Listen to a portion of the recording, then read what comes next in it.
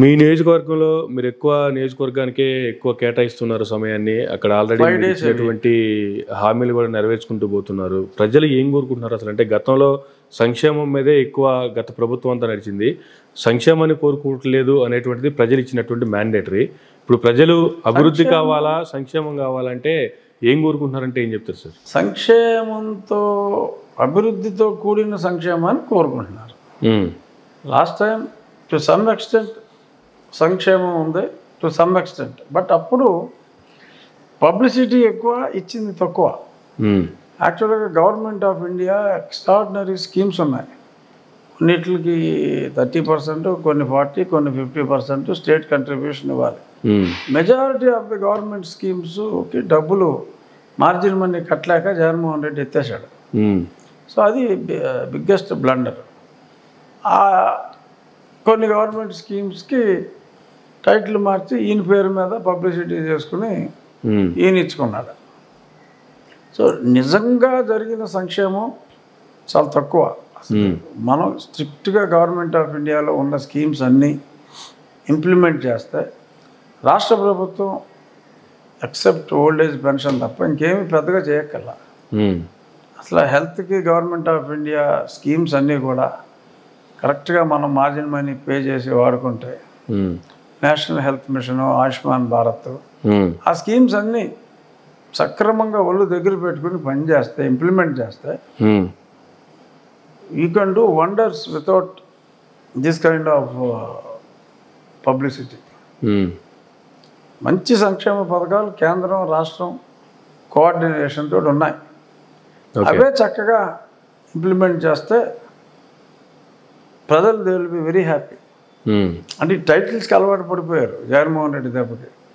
Titles పెట్టుకోవచ్చు. Centre ఇప్పుడు ఎలాగో కంబైన్డ్ ప్రభుత్వం ఉంది కాబట్టి కంబైన్డ్గా ఏదైనా టైటిల్ పెట్టుకుని, ఏ ప్రభుత్వం అధికారులు ఉన్న వాళ్ళు వాళ్ళకి టైటిల్ సంబంధించిన టైటిల్స్ పెట్టుకోవడం కామనే కదా. ఇప్పుడు పెట్టుకోవట్లేదుగా. అప్పుడు అన్నీ జగన్ అన్నే. ఏదన్నా కొన్ని వదిలేస్తే వైఎస్ఆర్ అయితే వైఎస్ఆర్, లేకపోతే జగన్ అన్న, వాళ్ళ ఫోటోలు అయ్యే తప్ప ఇంకోటి లేదు. ఇప్పుడేం లేదు. ఏదో 10 స్కీములు ఉంటే ఏమన్నా చంద్రన్న ఒకటి ఉంటే ఉండొచ్చు, లేదంటే పెద్దాయన ఎన్టీ రామారావు గారి పేరు పెడుతున్నారు, లేదంటే జనరల్. చంద్రబాబు గారు లేకపోతే కేంద్రంలో మోదీ ప్రభుత్వమే లేదు. ఆ రేంజ్లో ఇప్పుడు కూటమి ప్రభుత్వానికి పవర్ ఉంది కదా. రాబోయే 5 ఏళ్లలో సరికొత్త విప్లవాత్మక అభివృద్ధిని ఏపీ ప్రజలు చూస్తారంటే ఏం చెప్తారు సార్? ఖచ్చితంగా చూస్తారు, ఖచ్చితంగా చూస్తారు. 1 by 1 రివ్యూల్లో మనకు అర్థమవుతుంది. డెఫినెట్గా నిన్న హెల్త్ రివ్యూ అయింది. సో అలా అన్నిటిలోనూ డెఫినెట్గా ఇండస్ట్రియలైజేషన్లో కూడా చాలా ఇండస్ట్రీస్ని ఈయనేంటంటే గతంలో ఆయనేమో పారిశ్రామికవేత్త వచ్చాడంటే అపాయింట్మెంట్ ఇచ్చేవాడు కాదు, పోతే పోరా అనేవాడు. మరి ఈయనైతే పారిశ్రామికవేత్త వస్తున్నా అంటే ఎయిర్పోర్ట్కి కూడా వెళ్ళి రిసీవ్ చేసుకుని అంత ఒప్పుకుంది చంద్రబాబు గారికి. సో డెఫినెట్గా ఎక్సలెంట్ డెవలప్మెంట్ అయితే ఉంటుంది, along with Amaravati development. Polavaram complete చేస్తారు. అసలు పోలవరం అప్పుడే అయ్యి ఉంటే అసలు రాష్ట్రం బంగారం అయిపోయేది. దురదృష్టం. పోలవరాన్ని పక్కన పడేశారు, అమరావతిని పూర్తిగా ఆపేశాడు.